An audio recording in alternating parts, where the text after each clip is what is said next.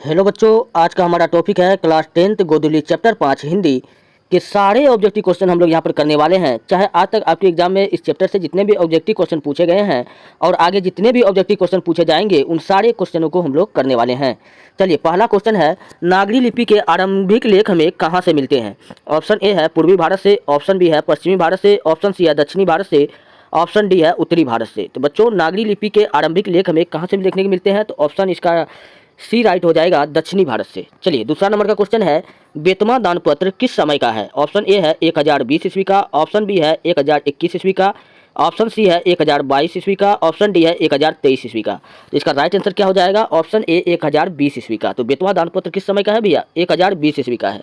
चलिए, तीसरा नंबर का क्वेश्चन है, उत्तर भारत से नागरी लिपि के लेख कब से मिलने लगे? उत्तर भारत में पूछा है नागरी लिपि का लेख कब से मिलने लगे। ऑप्शन ए है 8वीं सदी में, ऑप्शन बी है 6ठी सदी में, ऑप्शन सी है 9वीं सदी में और ऑप्शन डी है 4थी सदी में। तो इसका राइट आंसर क्या हो जाएगा? ऑप्शन ए सही हो जाएगा, 8वीं सदी में। कब से मिलने लगा? 8वीं सदी में। चलिए, चौथा नंबर का क्वेश्चन को अब हम लोग देखते हैं। तो चौथा नंबर का क्वेश्चन है, गुनाकर मूले ने मिडिल स्तर की पढ़ाई किस भाषा में की थी? गुनाकर मूले साहब जो थे वो मिडिल स्तर तक की पढ़ाई किस भाषा में की थी? आरंभिक पढ़ाई। ऑप्शन ए है मराठी भाषा में, ऑप्शन बी है पंजाबी भाषा में, ऑप्शन सी है बंगला भाषा में, ऑप्शन डी है अंग्रेजी भाषा में। जो गुनाकर मूले जी थे उन्होंने मिडिल स्तर तक की पढ़ाई ऑप्शन ए मराठी भाषा में की थी। चलिए, चौथा नंबर का भी क्वेश्चन हो गया। पांचवा नंबर का क्वेश्चन है, मूले जी ने अंग्रेजी व हिंदी की पढ़ाई कहाँ पर की थी? यानी कि गुनाकर मूले जी पूछ रहा है वो अंग्रेजी और हिंदी की पढ़ाई कहाँ से की थी? ऑप्शन ए है दिल्ली में, ऑप्शन बी जौनपुर में, ऑप्शन सी वर्धा में, ऑप्शन डी इलाहाबाद में। तो वर्धा में किया था। कहाँ किया था भैया? वर्धा में किया था। इसलिए इसका राइट आंसर क्या आ जाएगा? Option C. वर्धा कहाँ पड़ता है? महाराष्ट्र में। आप ये भी बात याद रखिए, अगर वर्धा ऑप्शन में ना हो तो महाराष्ट्र जरूर रहेगा। चलिए, छठा नंबर का क्वेश्चन को अब हम लोग देखते हैं। तो छठा नंबर का क्वेश्चन है, नेपाली भाषा किस लिपि में लिखी जाती है? तो नेपाली भाषा पूछ रहा है किस लिपि में लिखी जाती है। तो ऑप्शन ए है गुरुमुखी लिपि में, ऑप्शन बी है खरोष्ट लिपि में, ऑप्शन सी है ब्राह्मी लिपि में, ऑप्शन डी है देवनागरी लिपि में। तो बच्चों, जो नेपाली भाषा है वो हमेशा देवनागरी लिपि में लिखा जाता है, इसलिए इसका राइट आंसर क्या हो जाएगा? Option D. चलिए, सातवां नंबर का क्वेश्चन है, गुनाकर मूले का जन्म कब हुआ था? गुनाकर मूले का जन्म बोला, कमन कमन फास्ट में जवाब देते चलिए आप लोग। ऑप्शन ए है 1935 ईस्वी में, ऑप्शन बी है 1936 ईस्वी में, ऑप्शन सी है 1937 ईस्वी में, ऑप्शन डी है 1938 ईस्वी में। तो इसका राइट आंसर क्या हो जाएगा? ऑप्शन ए 1935 ईस्वी में। गुनाकर मूले जी का जन्म कब हुआ था? 1935 ईस्वी में। मृत्यु पूछे तो होगा 1909 ईस्वी में। कब हुआ था? 1909 ईस्वी में। चलिए, आठवां नंबर का क्वेश्चन है, गुनाकर मूले का जन्म कहाँ हुआ था? गुनाकर मूले का जन्म पूछ रहा कहाँ हुआ था? ऑप्शन ए है केरल में, ऑप्शन बी है तमिलनाडु में, ऑप्शन सी है महाराष्ट्र में, ऑप्शन डी है उत्तर प्रदेश में। तो गुनाकर मूले का जन्म अभी हम लोग देखे थे कहाँ हुआ था? वर्धा में हुआ था। वर्धा किस जगह पड़ता है? अभी जस्ट मैंने आपको बताया कहाँ पड़ता है, महाराष्ट्र में पड़ता है। इसलिए इसका राइट आंसर क्या हो जाएगा? ऑप्शन सी हो जाएगा। चलिए, आठवां नंबर का क्वेश्चन हो गया। अब हम लोग बढ़ते हैं 9वें नंबर की क्वेश्चन की ओर। 9वां नंबर का क्वेश्चन है, उन्होंने उन्होंने किस पुस्तक में पुरानी लिपियों की विस्तृत जानकारी दी है? यानी गुनाकर मूले जी ने किस पुस्तक में पुरानी लिपियों की विस्तृत जानकारी दी है? ऑप्शन ए है संस्कृति, ऑप्शन बी है अक्षर कथा में, ऑप्शन बी है प्राचीन भारत का इतिहास में, ऑप्शन डी है पुरालिपि शास्त्र में। पुरालिपि शास्त्र में। तो बच्चों, इसका राइट आंसर हो जाएगा ऑप्शन बी, अक्षर कथा में उन्होंने विस्तृत जानकारी दी है। चलिए, 9वां नंबर का क्वेश्चन हो गया। 10वां नंबर का क्वेश्चन है, गुप्तों की राजधानी को क्या कहा जाता था? बच्चों, जो गुप्त वंश थे उनकी राजधानी को क्या कहा जाता था? जिसके कारण ही हमने आपको बताया था कि उसी के नाम पे उस वंश इस लिपि का नाम क्या पड़ गया था? देवनागरी पड़ गया था। ऐसा भी कई विद्वानों को मानना है। तो चलिए हम लोग इसका ऑप्शन को देखते हैं। ऑप्शन ए है पाटलिपुत्र, ऑप्शन बी है कुसुमपुर, ऑप्शन सी है विलासपुर, ऑप्शन डी है देवनगर। तो बच्चों, गुप्तों की राजधानी को क्या कहा जाता था? देवनगर कहा जाता था। इसलिए इस लिपि का नाम कहा जाता है देवनागरी भी पड़ा है। चलिए, 11वां नंबर का हमारा क्वेश्चन है, बंगला लिपि प्राचीन नागरी लिपि की क्या है? बंगला लिपि को हम लोग क्या कहते थे? याद कीजिए, दिमाग पे जोर डालिए। बहू कहते थे? नहीं कहते थे। बिल्कुल इसका राइट आंसर ये नहीं होगा। सी, ऑप्शन सी है भागनी कहते थे? नहीं। बहन कहते थे? जी बच्चों, हाँ, बंगला लिपि जो था प्राचीन नागरी लिपि की क्या कहते थे? बहन कहते थे। पुत्री भी नहीं होगा। तो इसका राइट आंसर क्या हो जाएगा? ऑप्शन बी, बहन। चलिए, 11वां नंबर का क्वेश्चन हो गया। अब हम लोग बढ़ते हैं 12वें नंबर की क्वेश्चन की ओर। तो 12वां नंबर का क्वेश्चन ये रहा आपके स्क्रीन पर। क्वेश्चन है, केरल के शासकों के द्वारा सिक्कों पर वीर केरल शब्द किस लिपि में लिखी गई है? तो केरल के राजा के सिक्कों पर वीर केरल शब्द पूछा है किस लिपि में लिखी गई थी? ऑप्शन ए है नागरी लिपि में, ऑप्शन बी है ब्राह्मी लिपि में, ऑप्शन सी है नंदी नागरी लिपि में, ऑप्शन डी है गुरुमुखी लिपि में। तो इसका राइट आंसर क्या हो जाएगा? नागरी लिपि में। इसका ए ऑप्शन हो जाएगा। चलिए, 13 नंबर का क्वेश्चन है, पहले पहले किन राजाओं को लेखों के लिपि को ही नंदी नागरी नाम दिया गया? किस राजाओं के लेख को नंदी नागरी नाम दिया गया था? बच्चों, ऑप्शन देवगिरी के राजाओं को। बिल्कुल गलत बात है। ऑप्शन ए, ऑप्शन सी में राष्ट्रकूट के राजाओं को। जी हाँ, ये तो बिल्कुल नहीं पढ़े थे। ऑप्शन डी है चोल राजाओं के। जी नहीं। तो उसका ऑप्शन बी बिल्कुल राइट हो जाएगा, विजयनगर के राजाओं के। कहाँ का हो जाएगा? विजयनगर के राजाओं के। इसका ऑप्शन बी राइट होगा। चलिए, 14वां नंबर का क्वेश्चन है उत्तर भारत की विशेष स्थापत्य शैली को क्या कहा जाता है? उत्तर भारत के विशेष स्थापत्य शैली को क्या कहा जाता है? ऑप्शन ए ललित शैली, बिल्कुल नहीं कहते हैं। ऑप्शन बी अभिनागर शैली, ये भी नहीं कहा जाता है। ऑप्शन सी विभ्राट शैली, ये भी नहीं कहा जाता है। ऑप्शन डी नागर शैली। तो दोस्तों बच्चों, उत्तर भारत के विशेष स्थापत्य शैली को हम लोग क्या कहते हैं? नागर शैली। इसलिए इसका राइट आंसर क्या हो जाएगा? Option D. चलिए 15वां नंबर का क्वेश्चन है, देवनागरी लिपि में मुद्रण के टाइप कब बने? देवनागरी लिपि में पूछ रहा है कब मुद्रा जो है छपने लग गया था। तो ऑप्शन ए है 2 सदी में, ऑप्शन बी है 2 दशक पहले, 2 दशक, 1 दशक में 10 साल होता है। तो ऑप्शन सी है 20वीं सदी में, ऑप्शन डी है 11वीं सदी में। तो इसका राइट आंसर क्या हो जाएगा? ऑप्शन ए 2 सदी पहले। कब? 2 सदी पहले। चलिए 15वां नंबर का क्वेश्चन हो गया। अब हम लोग बढ़ते हैं 16वें नंबर की क्वेश्चन की ओर। 16वें नंबर का क्वेश्चन है, नागरी लिपि कब एक सार्वदेशिक लिपि हो गई? कब हो गई? तो ऑप्शन ए है 15वीं सदी में, ऑप्शन बी है ईसा पूर्व काल में, ऑप्शन सी है 8वीं और 10वीं सदी में, ऑप्शन डी है कभी नहीं। तो इसका राइट आंसर क्या हो जाएगा? ऑप्शन सी हो जाएगा 8वीं और 10वीं सदी में। चलिए 17वां नंबर का क्वेश्चन है, पहले दक्षिण भारत की नागरी लिपि क्या कहलाती थी? तो पहले दक्षिण भारत की नागरी लिपि पूछ रहा है क्या कहलाती थी? इसका ऑप्शन डी बिल्कुल राइट होगा। क्या कहलाती थी? सिद्धम कहलाती थी। क्या कहलाती थी? सिद्धम कहलाती थी। चलिए 18वां नंबर के क्वेश्चन की ओर हम लोग बढ़ते हैं। गुणाकर मूले ने विभिन्न विषयों पर कितने निबंध लिखे हैं? गुणाकर मूले जी पूछ रहा है कि इन सारे विषय पर कितने निबंध लिखे हैं? ऑप्शन ए है 1500, ऑप्शन बी है 2500 से अधिक, ऑप्शन सी है 3500 से अधिक, ऑप्शन डी है 4500 से अधिक। तो इसका राइट आंसर क्या हो जाएगा? ऑप्शन बी हो जाएगा 2500 से अधिक निबंध लिखे हैं। चलिए 19वां नंबर का क्वेश्चन है, भारतीय लिपियों की कहानी किनकी प्रसिद्ध रचना है? भारतीय लिपियों की कहानी दो बच्चों, तो अभी हम लोग पढ़ रहे हैं गुणाकर मूले के बारे में। तो इसका राइट आंसर क्या हो जाएगा? ऑप्शन ए हो जाएगा। क्या हो जाएगा? गुणाकर मूले की। भारतीय लिपियों की कहानी किनकी है? गुणाकर मूले की। चलिए 19 नंबर का क्वेश्चन हो गया। अब हम लोग बढ़ते हैं 20वें नंबर की क्वेश्चन की ओर। बच्चों 20वें नंबर का क्वेश्चन है, पहली बार इस्लामी शासक का आरंभ कब हुआ था? यानी कि इस्लामी शासक का आरंभ काल हमसे पूछ रहा है। तो ऑप्शन ए है 12वीं सदी में, ऑप्शन बी है 13वीं सदी में, ऑप्शन सी है 14वीं सदी में, ऑप्शन डी है 15वीं सदी में। तो इसका राइट आंसर क्या हो जाएगा? ऑप्शन बी हो जाएगा 12वीं सदी में। चलिए 21वां नंबर का क्वेश्चन है, गुणाकर मूले की मृत्यु कब हुई? ऑप्शन ए है 1995 में, ऑप्शन बी है 1999 में, ऑप्शन सी है 2005 में, ऑप्शन डी है 2009 में। बच्चों इस क्वेश्चन के लिए मैंने एक छोटा सा ट्रिक लगाया है, हो सकता है अगर आपको कहीं पसंद आए तो आप ऐसे भी याद रख सकते हैं। चलिए नहीं तो आप डायरेक्ट भी याद रख सकते हैं। तो इसका एक ट्रिक है कि गुणाकर मूले, नाम में इसका क्या लगा हुआ है? नौ। क्या लगा हुआ है? 9 लगा हुआ है। तो इसलिए इसका राइट आंसर 1995 ये वाला तो बिल्कुल ही नहीं होगा, 2005 ये भी नहीं होगा। तो एक तो मिल रहा है 1999 और एक मिल रहा है 2009। तो आपको लगाना है ऑप्शन डी 2009 में।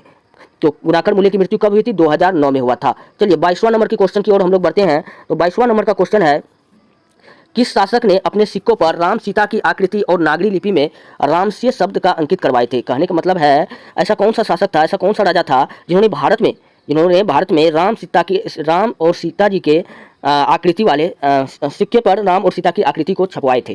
तो ऑप्शन ए है शेरशाह सूरी, ऑप्शन बी है हरिहर राव, ऑप्शन सी है अकबर, ऑप्शन डी है चंद्रगुप्त द्वितीय, जिन्हें हम लोग विक्रमादित्य के नाम से जानते हैं। तो इसका राइट आंसर क्या हो जाएगा? ऑप्शन सी हो जाएगा अकबर। क्या हो जाएगा? अकबर। क्या हो जाएगा बच्चों इसका right answer? Option C Akbar हो जाएगा। चलिए 23वां नंबर का क्वेश्चन है कि नागरी लिपि शीर्षक निबंध के निबंधकार हैं। नागरी लिपि शीर्षक के निबंधकार है, ऑप्शन ए है गुणाकर मूले, ऑप्शन बी है रामचंद्र शुक्ल, ऑप्शन डी है doctor Bholanath Tiwari, option D है बाबूराम सक्सेना। इसका राइट आंसर क्या हो जाएगा? अभी हम नागरी लिपि पढ़ रहे हैं तो क्या हो जाएगा? गुणाकर मूले। क्या हो जाएगा? ऑप्शन ए इसका राइट होगा। चलिए 24वां नंबर की क्वेश्चन की ओर हम लोग बढ़ते हैं। तो 24 नंबर का क्वेश्चन है, नागरी लिपि शीर्षक पाठ किस पुस्तक से लिया गया है? अब हमसे पूछ रहा है कि जो नागरी लिपि जो अभी हम लोग पाठ को पढ़ रहे हैं कि यह जो पाठ है किस पुस्तक से लिया गया है? जो पुस्तक किसका होगा? गुणाकर मूले का होगा। तो ऑप्शन ए है अक्षरों की कहानी, ऑप्शन बी है भारतीय लिपियों की कहानी, ऑप्शन सी है अक्षर कथा, ऑप्शन डी है इनमें से कोई नहीं। तो इसका राइट आंसर क्या हो जाएगा? ऑप्शन बी भारतीय लिपियों की कहानी से लिया गया है। 25वां नंबर का क्वेश्चन है, मराठी भाषा की लिपि कौन सी है? मराठी भाषा की लिपि पूछ रही है। ऑप्शन ए है ब्राह्मी लिपि है, ऑप्शन बी नंदी नागरी लिपि है, ऑप्शन सी देवनागरी लिपि है, ऑप्शन डी मराठी लिपि है। बच्चों मराठी भाषा की जो लिपि है वो क्या है? ऑप्शन सी देवनागरी है। क्या है? देवनागरी है। चलिए 26वां नंबर का क्वेश्चन है कि टकसाल का संबंध है। टकसाल का पूछ रहा है संबंध है। बच्चों मैं आपको बता दूं, टकसाल जहाँ पर सिक्का छपता है वहाँ पर उसको हम लोग क्या कहते हैं? टकसाल के नाम से जानते हैं। तो भारत में मध्य प्रदेश में भी टकसाल है, हैदराबाद में भी है। तो सिक्का जहाँ पर छपता है उसको हम लोग क्या कहते हैं? टकसाल कहते हैं। तो इसका ऑप्शन की ओर हम लोग बढ़ते हैं। ऑप्शन ए है सिक्कों से, टकसाल का संबंध सिक्कों से है, ऑप्शन बी अभिलेखों से है, ऑप्शन सी लिपि से है, ऑप्शन है अनाज के ढेरों से। तो अभी मैंने आपको बताया कि टकसाल का संबंध किससे है? सिक्कों से है, क्योंकि टकसाल का मतलब क्या होता है? जहाँ पर सिक्का छपता है। चलिए इसका राइट आंसर क्या हो जाएगा? ऑप्शन ए हो जाएगा। चलिए 27वां नंबर का क्वेश्चन की ओर हम लोग बढ़ते हैं। 27वां नंबर का क्वेश्चन है, श्रवण बेलगोला स्थान का संबंध है। बच्चों श्रवण बेलगोला अगर पूछे कहाँ पर है तो कर्नाटक में है। कहाँ पर है? कर्नाटक में है। मैं आपको बता दूं कि चंद्रगुप्त मौर्य की मृत्यु यही श्रवण बेलगोला के पहाड़ी पर हुआ था। और चंद्रगुप्त मौर्य जो था इन्होंने अपने काल में इन्होंने जैन धर्म को अपनाया था। कौन सा धर्म को अपनाया था? जैन धर्म को अपनाया था। और यहीं पे उन्होंने जैन धर्म के द्वारा भूख और क्या कहते हैं अन्न जल त्यागने के कारण इनकी मृत्यु हो गई थी। अन्न और जल को त्यागने की घटना संलग्ना और संथाड़ा की क्रिया जिन्हें हम लोग कहते हैं। तो इसका राइट आंसर क्या हो जाएगा? जैन धर्म से। क्या हो जाएगा इसका राइट आंसर? ऑप्शन ए हो जाएगा, जैन धर्म से। चलिए 27वां नंबर का क्वेश्चन हो गया। अब हम लोग बढ़ते हैं 28वां नंबर के क्वेश्चन की ओर। 28वां नंबर का क्वेश्चन कहता है कि सिद्धम क्या है? बच्चों सिद्धम क्या है? एक मंत्र है, ऑप्शन बी है सिद्ध योगी है, ऑप्शन सी है साधु है, ऑप्शन डी है एक प्रकार का लिपि है। तो बच्चों सिद्धम जो है एक प्रकार का लिपि है, इसलिए इसका राइट आंसर क्या हो जाएगा? Option D. चलिए 29वां नंबर का क्वेश्चन है, किसे देवनागरी की संज्ञा दी गई है? ऑप्शन ए प्रयागराज को, ऑप्शन बी काशी को, ऑप्शन सी मथुरा को, ऑप्शन डी उज्जैन को। तो बच्चों काशी को जो है देवनागरी की संज्ञा दी गई है। काशी को हम लोग देवों की भूमि भी कहते हैं, इसलिए ऐसे भी आप याद रख सकते हैं। तो काशी को हम लोग क्या नाम देते हैं? देवनागरी। तो किसे देवनागरी की संज्ञा दी गई है? काशी को। चलिए 30वां नंबर का क्वेश्चन है, हिंदी के आदि कवि कौन थे? हिंदी के आदि कवि पूछ रहा है कौन थे। तो 30वां नंबर का यहाँ क्वेश्चन का ऑप्शन है शरहपाद, ऑप्शन बी है तुलसी, ऑप्शन सी है वाल्मीकि, ऑप्शन डी है निराला। हिंदी के आदि कवि कौन थे? तो इसका राइट आंसर क्या होगा? ऑप्शन ए होगा शरहपाद। चलिए 31 नंबर का क्वेश्चन है, अमोघ वर्ष कौन था? फटाफट आप लोग जवाब दीजिए, मैं देखना चाहता हूं कि आप लोगों ने कितना अच्छा से कहानी को रीड किया है। चलिए अमोघ वर्ष के बारे में पढ़ रहा है तो बच्चों ध्यान कीजिए। ऑप्शन ए है विद्वान को, ऑप्शन बी है प्रख्यात राष्ट्रकूट राजा को, ऑप्शन सी है एक कवि को, ऑप्शन सी है राजवैद्य को। तो चलिए मैं आपको अभी बताता हूँ, एक क्वेश्चन मैं आपके लिए होमवर्क के लिए मैं छोड़ता हूँ, क्योंकि मैं हर एक रोज छोड़ता हूँ तो आज भी मैं छोड़ देता हूँ।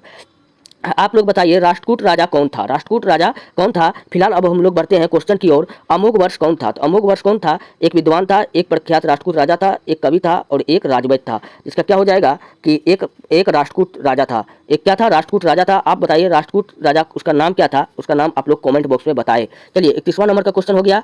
अब हम लोग बढ़ते हैं 32 नंबर के क्वेश्चन की ओर। 32 नंबर का क्वेश्चन कहता है, मिहिर भोज की ग्वालियर परिशस्ति किस भाषा में है? ग्वालियर परिशस्ति पहली बार पूछे, ये किसका है? तो मिहिर भोज का है। पूछेगा यह किस भाषा में है? ऑप्शन ए है प्राकृत भाषा में है, ऑप्शन सी है अपभ्रंश भाषा में है, ऑप्शन सी है संस्कृत भाषा में है, ऑप्शन डी है हिंदी भाषा में है। तो इसका राइट आंसर क्या हो जाएगा? ऑप्शन सी होगा, संस्कृत भाषा में है। चलिए 33वां नंबर का क्वेश्चन है, बेतमा कहाँ है? बेतमा कहाँ है? ऑप्शन ए है इंदौर के पास है, ऑप्शन बी है इलाहाबाद के पास है, ऑप्शन सी है पुणे के पास है, ऑप्शन डी पटना के पास है। बच्चों बेतमा जो है वो कहाँ पड़ता है? इंदौर के पास पड़ता है। तो इसलिए इसका राइट आंसर क्या हो जाएगा? ऑप्शन ए होगा। चलिए 33वां नंबर का क्वेश्चन हो गया। अब हम लोग बढ़ते हैं 34 नंबर के क्वेश्चन की ओर। 34वां नंबर का क्वेश्चन है, दक्षिण भारत के पांड्य प्रदेश से किस राजा के पिलियम ताम्रपत्र मिले हैं? अब दक्षिण भारत के पांड्य प्रदेश से किस राजा के विलियम ताम्रपत्र बर्तन मिले हैं? तो ऑप्शन ए है महेंद्रपाल का, ऑप्शन बी है राजा वर्गुण का, ऑप्शन सी है राजा भोज का, ऑप्शन डी है श्रीगंग राजा का। तो इसका राइट आंसर क्या हो जाएगा? ऑप्शन बी हो जाएगा, राजा वर्गुण का। चलिए 34 नंबर का क्वेश्चन हो गया। अब हम लोग बढ़ते हैं 35 नंबर के क्वेश्चन की ओर।